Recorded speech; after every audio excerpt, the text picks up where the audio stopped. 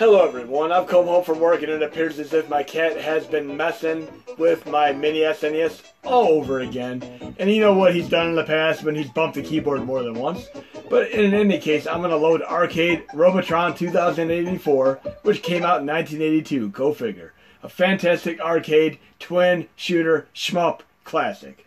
Bit of a tongue twister there, but I made it. But typically, when you load a game such as Robotron 2084, or even NARC, and a select other number of games, you may come across a screen such as that, where you have to properly initialize the game. If you ever have a problem loading Robotron 2084, or even NARC, simply go into your RetroArch options, restart, then resume. Then it will appropriately initialize the game, and you'll be able to play it properly.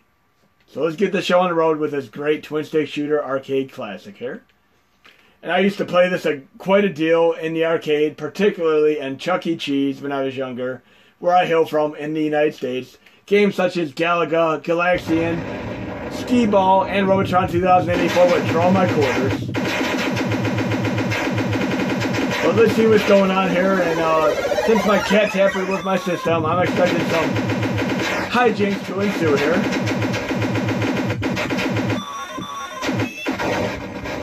I know all kinds of crazy stuff going on here. I appear to be stuck in a time paradox / vortex here. I'm going to exit RetroArch while I can and escape from this crazy stuff that's going on here. Obviously because of the cat. Have you ever thought about what you'd do if you ever go back in time? Would you try to take out John Wilkes Booth? Or prevent Hitler from doing what he did? Or would you create a video game before it was ever created? Some beloved game that you grew up on, go back in time and create it before it even existed. I'm going to load this game here called Speed Freak from 1979. And I was testing this game a few weeks ago when I added support for it to RetroArch, because it was one of many vector games that had issues loading with RetroArch and MAME. And thanks to Grant2258, it now runs. But as I was playing this game, I was thinking of another game from the 1980s, early 90s that very much reminds me of this. And you might know exactly which game I'm talking about if you're a fan of this game. And I noticed that this game also has random generation as far as any objects on the screen, characters, borders, obstacles, and all that good stuff. And look, this reminds me of the other game I'm referring to as well. Let's see if we can get to the exact moment in time I'm referring to here. That's very similar to the other game I'm referring to. Right there, the cow. I can't hit the cow, but I can in the other game that is very similar to this. That came out many years later on the Sega Genesis / Mega Drive, and we're going to play that right now. Hard driving. I'm a big fan of hard driving, race driving on Mega Drive / Sega Genesis, as well as on Super Nintendo, on the PC computers, Game Boy, and even the arcade versions. This music right here reminds me very much of the Vacation movie music featuring Chevy Chase. Every time I play this game, I think of the Vacation movie. But that pesky cow that I was unable to hit in the other game, I'm going to hit it right here and now. This is one of many things I used to always do when I played this game back in the day. And I have to say, this along with Lakers vs. Celtics were two of my essential Sega Genesis games. I always had to have these. But I'm going to try to hit this cow and get the unmistakable noise of the moo. Never ever gets old. But let's try to play this game normally for a moment here. I'm a big fan of any game such as this, such as I believe the game was on Commodore 64 called Stunt Racer. And of course games that came out after this, such as Trackmania, which I played for many years, and I was so glad to see it come over to the United States and be on systems such as the Wii and the Nintendo DS, as well as even on PS4 more recently. Big fan of this game.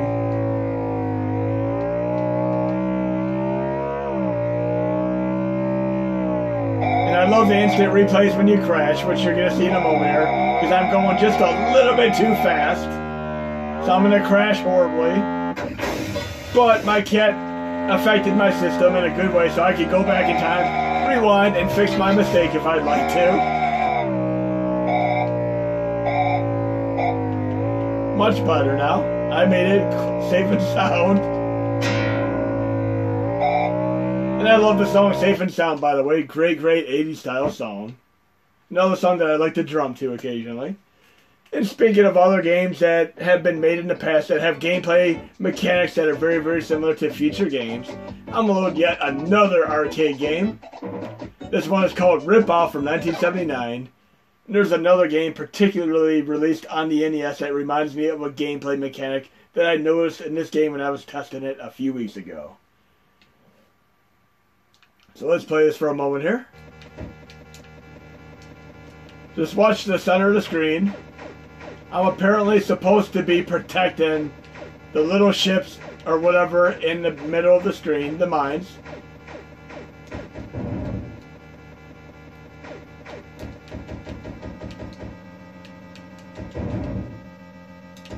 And that is very, very similar to another NES classic that I love, one of my favorite NES games. And I'm going to show you that game right now. It is very, very cool going back to older games and seeing how the gameplay mechanics translate to futuristic games. In a perfect example, this is playing Parappa the Rappa, the entire context game button press that you would do on the screen is in games such as God of War nowadays. But we're going to load Cobra Triangle here, which is made by one of my favorite companies, none other than Rare. And of course, they went on to make games such as RC Pro-Am, Donkey Kong Country, and of course games such as GoldenEye. They made a bunch of games, and even they made Killer Instinct. But this actually fits into the SHMUP Stravaganza videos because I meant this to be a SHMUP Stravaganza video, but since my cat hijacked my system, it is now a SHMUP Stravaganza / time travel game video. And I'm able to rewind time here. Really, really cool what my cat did. And I love the gradient style interface at the bottom of the screen. I used to play this game back in the day with my NES Advantage.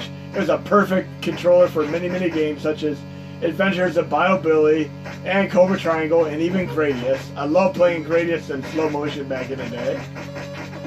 And many, many years ago for my birthday, I was able to choose 2 games for my birthday. I chose both this along with Adventures of Bio Billy, and I love both of the games, even though they're both incredibly hard. And I actually did an NES Classic video where I was exploiting the AI for Bio Billy, and I'll link to it in the description for this video so you can see what I'm talking about. But both this and Bio Billy are both really, really tough games. They're not at all easy to beat. But you have an easier time beating Bio Billy with the AI exploit video that I put together.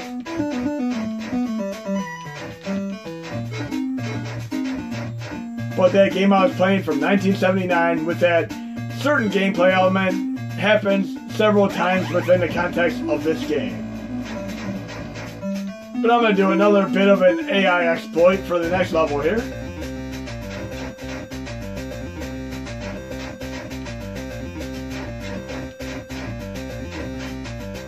And even if you make it to the end boss, the last boss in level 32, it is not at all an easy boss to take out. It's taken me quite a few tries to make it. But I'm going to show you a little bit of an AI exploit. You may have seen in my Part 6 SHMUP Stravaganza video where I was able to do a figure 8 and get past enemies. I'm going to do a very, very similar thing. I'm going to do a weaving back and forth motion to take these mines to the end here. And the enemy cannot get to me at all because I'm bobbing and weaving there. Very, very easy, just like boxing with Mike Tyson in essence. But nearly any game where you do a protect mission, do a semi-figure 8, bob and weave, back and forth motion, and enemies can never ever catch up to you. It works really, really good with racing games in general too. But very, very easy to pull off if you use this. If I go in a straight line, for instance, it is much harder to get away from the enemy. It catches up to me really, really quick. But if you go on for a few more levels, you'll find a level that is very, very similar to the ripoff level. But I have more time travel and SHMUP Stravaganza games to cover here. And I flubbed that completely. We're going to move on to another arcade SHMUP classic. Not quite a SHMUP, but it's kind of a run and gun SHMUP shooter style called Ninja Commando. And I'm a big fan of this game. Everybody knows games such as Metal Slug and King of Fighters, and of course Samurai Showdown, but not everybody knows this great game here called Ninja Commando, which is in essence a time travel SHMUP game. And I'm using the new code in for Neo Geo right now. Right now you're going to notice that the game is running slower than it should. It is not running at full speed. There are two bugs you can encounter if you have rewind enabled. One is the game will outright crash, like Dragon Blaze did in one of my previous videos. Or two, the game will run exponentially slower. What I'm going to do is disable rewind right now. And if you're in an older RetroArch, say 1.71 or earlier, you're going to go into frame throttle, rewind, and toggle it off. If you're in a newer RetroArch 1.72 and 1.73, you're going to go into quick menu, rewind, and toggle it off right here. And additionally, you could go into settings, input, let's get to it real quick, hot keybinds, and I currently have rewind enabled as R1. I'm going to simply push the start button and default it to nothing. It'll work as R on the keyboard, but not on the controller anymore. But now that I disabled rewind and everything's back in order, this game should run full speed. So again, if you have a game that runs slow or outright crashes and you know you have the appropriate ROM set and configuration and command lines, simply make sure you have rewind disabled appropriately. And I'll re-enable it for another game in this video so you can see what I'm doing. But it should run properly now. Full speed, I'm good to go. A great, great game, well worth your time. And I'm going to make it through one level here so you can see what time period I time travel to.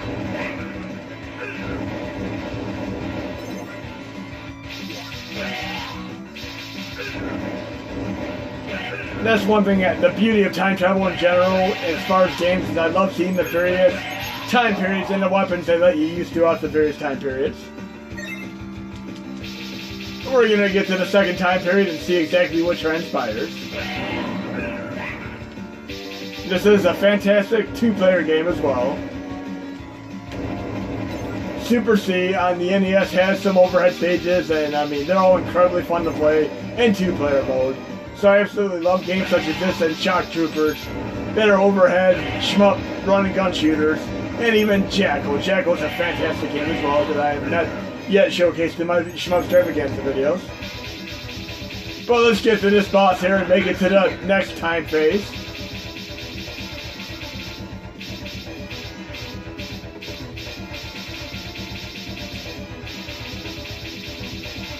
Not quite bullet hell. It should be fairly easy to take this boss out.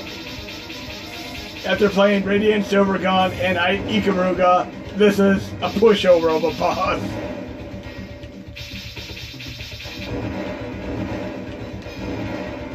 And we made it. We're going to see what time travel period we make it to next. The Primitive Age. Here we go. Really, really cool. Generally, you have enemies, level design, and even weapons that would correlate to the time period you're in. And we have a mini Godzilla here, which is going to be perfect for the next game that I showcase. And not every game in this video is going to be a SHMUP game. Some of them will be just simple time travel games. But I'm absolutely loving going through this game and seeing the various time periods that we can travel to. And there are bananas, which apparently are in the Primitive Age. I'm going to move on to yet another time travel game. Another one for the NES. And it is also made by Rare. This one is called Time Lord. This is a very, very interesting game for those who love the niche genre of time travel. I mean, not everybody's going to pick up this game and love it, but if you're a big fan of time travel as a concept, you're going to like this game. And it is made by Rare. Even though it says Milton Bradley presents, Rare's the true developer of the game. I essentially have to capture 5 orbs in each time zone, then I'm able to time travel. And the game gets much, much more difficult as you go on, but it starts out easy enough. I'm in 2999 AD. I got 1 orb, easy.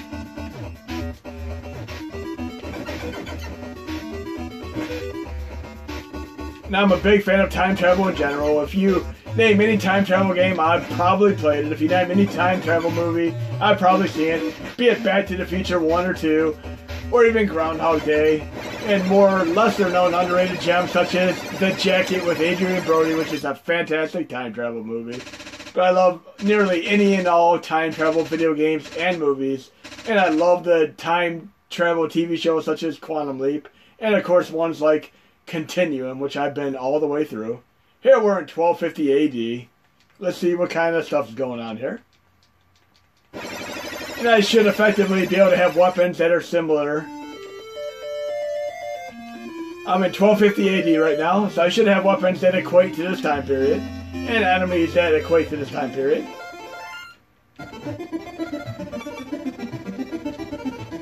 It has the typical music and graphics and sound effects I would expect from a Rare game. Again, this gets a lot more difficult as you go on. Here I have an appropriate weapon, a sword, that would definitely fit in 1250 AD. Really interesting game, but as I said, it is incredibly difficult. There's a point when you really run out of time and energy, and it becomes much more hard there to play. But let's move on to a few more time travel games before I close up shop in this video. We're going to load a Sega CD time travel game, and speaking of games such as Parappa the Rappa and God of War, where we have the time context sensitive events, it all started back in the 1980s with a game such as Dragon's Lair, which is pretty much the standard for many of these games. And I'm going to load it right now. Time Gal for Sega CD. Very similar in nature to Dragon's Lair, where you have to push the appropriate actions on the screen in order to navigate through the game. And I could essentially use time travel as far as rewind to get to this game, but I'm going to try to play it normally. But Sega CD is a haven for Laserdisc conversions such as Dragon's Lair, Time Gal, and many more that have this context-sensitive events.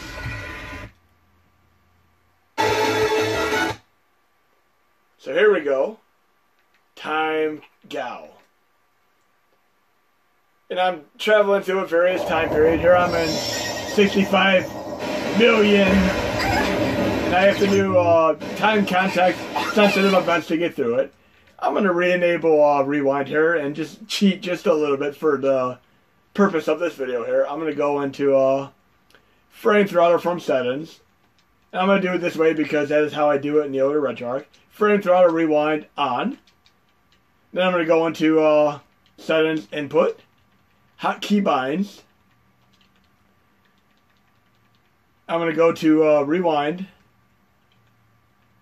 Right here. And I'm going to toggle to the R1 button on my controller. And then I'm going to resume the game. And I'm going to cheat just a little bit and get through a little bit of the game. Just so you can see it for test and purpose of the video. So let's get through this real quick. See what I have to do first. I have to push up. I missed, so I'm going to rewind time here. And push up. And I made it because I cheated.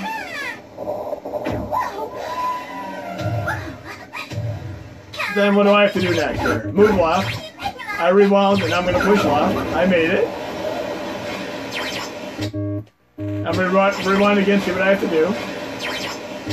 Probably the attack button. Okay. Really cool.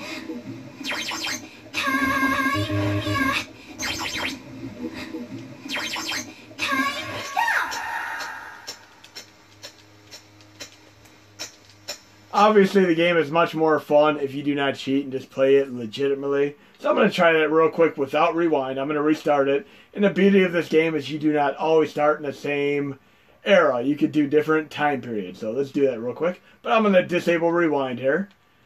I'm going to go to frame throttle from settings. Disable it. And then I'm going to go back into settings input. And change the hotkey bind to have rewind defaulted to nothing. And I'm good to go. And then I'm going to simply restart the game. And resume. And I'm going to try this legitimately here for a moment.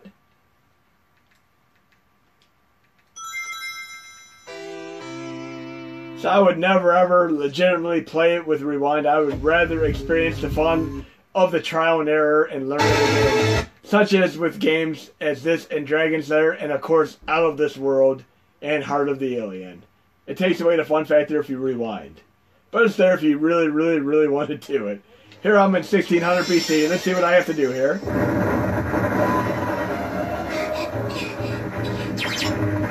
I have to go right first. So I'm going to try going right legitimately without cheating.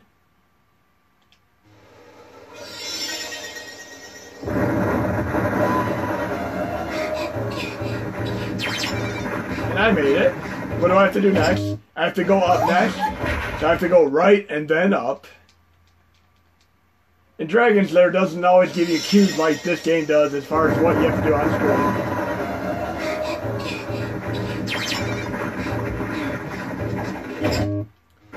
And I missed the context action there, but you get the idea. It is a really, really fun game. And I love games like Dragon's Lair, Space Ace, Time Gal, and even Cobra Command, if you ever played that on Sega CD. Great game as well. But we got a few more time travel games here. I'm going to load a PlayStation 1 classic, and again, this is another example like Time Lord, where you really, really have to appreciate the genre to enjoy the game. This is called Time Commando, and this was on PC before. It is essentially another game that I love being able to play and going throughout the various time eras, and seeing what type of enemies I get, what type of level layout, as well as what type of weapons I get.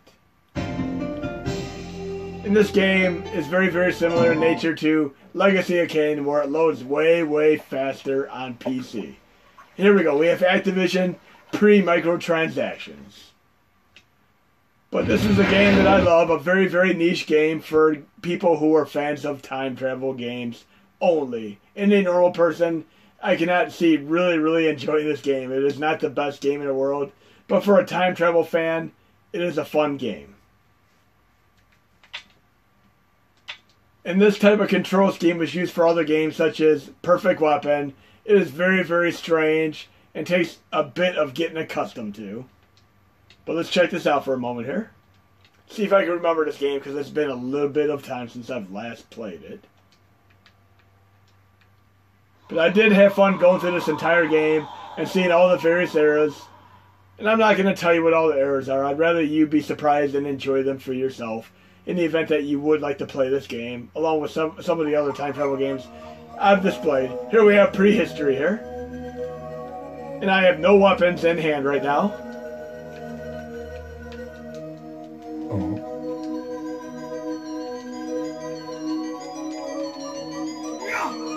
And I enabled my fist.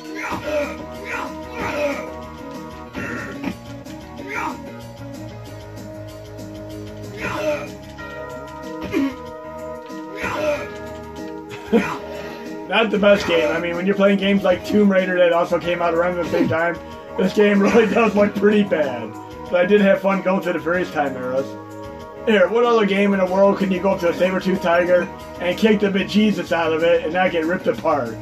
Let's see if I can take this saber-toothed tiger out with my bare hands and feet.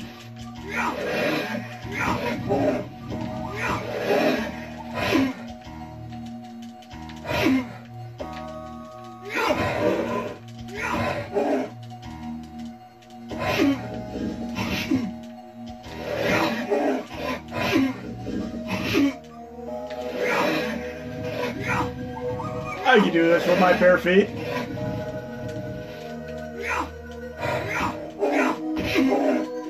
I got this. And I also do not remember this game ever getting any good reviews either, but I still had fun playing it. But I took out a saber-tooth tiger with my bare feet.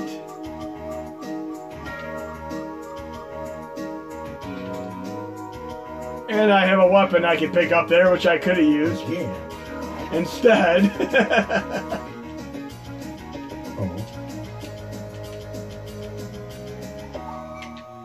So I could use the club on the enemy instead. But that's the beauty of it. I could use the club or my fist. I use my bare feet to take out the saber-tooth tiger. But Time Commando is a fun game, in my opinion, because I'm a time travel fan. A very, very niche genre that does not appeal to everybody. But we have a few more games to showcase here.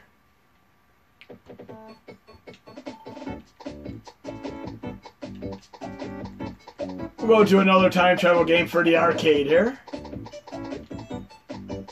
We'll go to, let's get there real quick. It is called Time Soldiers. Another fun time travel game. And even though games such as Bill and Ted's Excellent Adventure and Back to the Future exist on Nintendo, they are not at all the best of time travel games, and I played through those as well. But this is another game very, very similar to Akari Warriors, where the control scheme is quite difficult to adjust to. So what I typically do, we'll see how the game goes right now for a moment so I can show you what I'm talking about.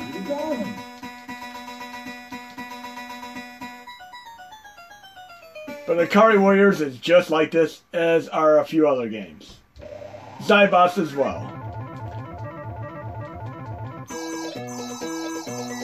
I'm unable to control the trajectory of my fire. But if I go into the MAME options here, input this game, if I go in the dial, I can configure this to L, and configure the other one to R.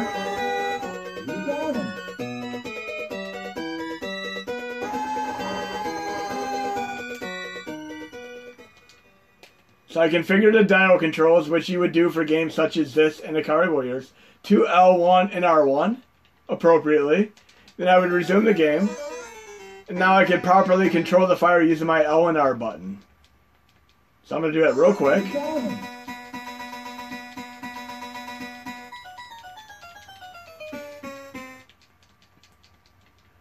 Remember, if you're using the current RetroArts and MAMEs in the set, if you make adjustments to the dip switches and such, say I change the number of lives or even give myself invulnerability, you can exit from the main user interface, come back, and you'll be able to maintain these. They save now. But now I can use L1 and R1 and appropriately control fire, and you would do this in Akari Warriors as well. And Zybots is very, very similar to this as well, where you'd have to control the joystick, which is an arcade, which would twist your direction.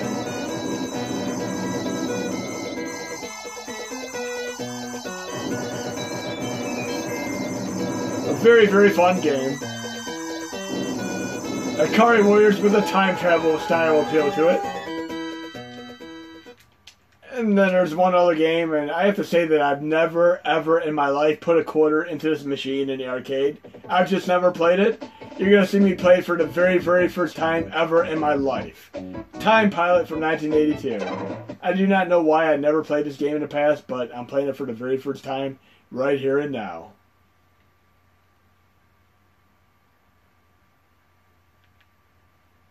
There are just some games that I've never put my quarters into, and this happens to be one of them. But this was a big hit when it came out. Another game where you go through different time periods.